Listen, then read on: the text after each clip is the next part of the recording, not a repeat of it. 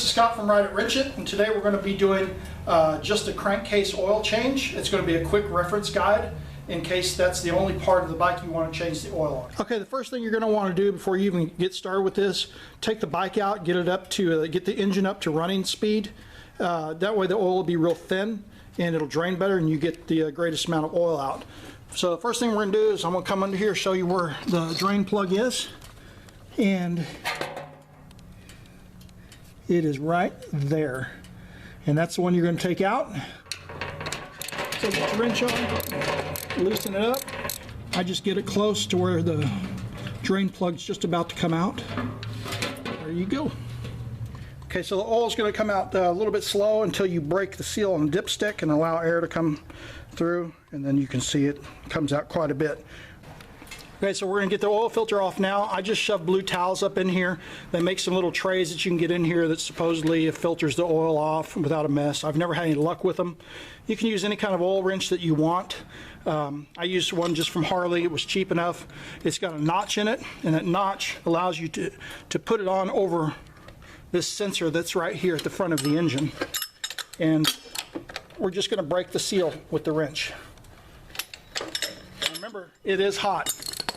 And then once you get it broke, what I like to do is just kind of like spin it off as fast as I can and then tip it backwards, and that prevents the majority of the oil from spilling out. Now what we're going to do is we're going to pre-fill our oil filter and condition the seal. That prevents the seal from binding up when we put it back on and tightening it, and pre-fill about halfway with whatever oil of your choice you're going to use on your bike. Put it in there, kind of swish it around, get it into the filtration system. Before you put the filter on, make sure you clean that backing. Just take your shop towel, clean it real good, make sure there's no shop towel residue on there, residual, and then take your filter and screw it on there. When you feel the seal touch that backing, you're going to turn it half a turn to 3/4 of a turn. What I do is I use my oil filter wrench and I use that notch as my position. That was 3/4 of a turn, and I'm on, and your oil filter is on. Okay, we need to prepare our drain plug. So first thing you do is you want to check around the magnet, the tip, to look for any kind of metal shavings. You shouldn't have any. If you see an excessive amount though, you probably want to get the bike in and have it checked at an authorized dealership.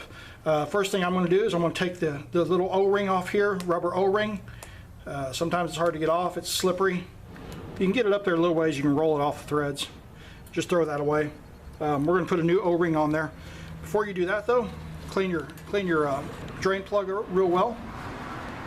Make sure there's no residue or anything like that on it. There we go. Get a new O-ring, put it on there, and just roll it on until it seats down to the bottom. Some people don't use any Teflon. Some people use Teflon tape. I prefer liquid Teflon. It really, choice is up to you. The O-ring will seal from oil leaking out. I use this as not only a seal, but it also helps prevent the possibility of your drain plug vibrating loose and coming out while you're moving down the road. So that's ready to put back in the bike. So now we're going to put the drain plug back in. It's under the bike. That gives you a visual reference as to where it is. Kind of clean the hole out a little bit. Start it with your fingers. Don't just put a wrench on it. You should be able to put it in pretty much the entire way with just your fingers so that you don't cross thread it.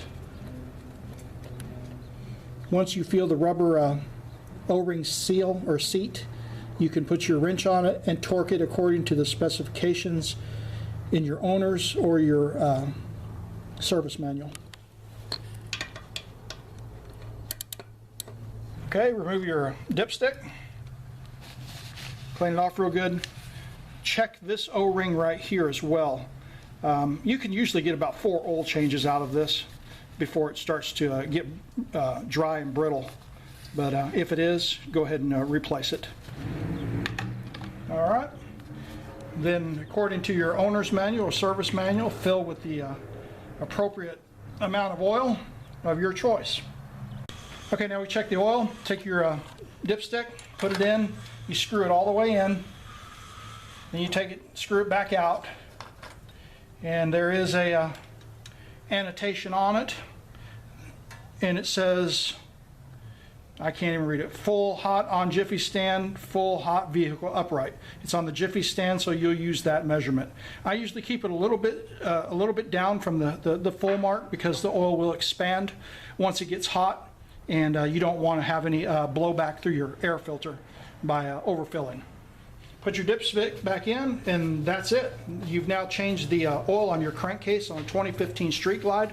Again, this is a quick reference in case you're only doing that portion of the oil change.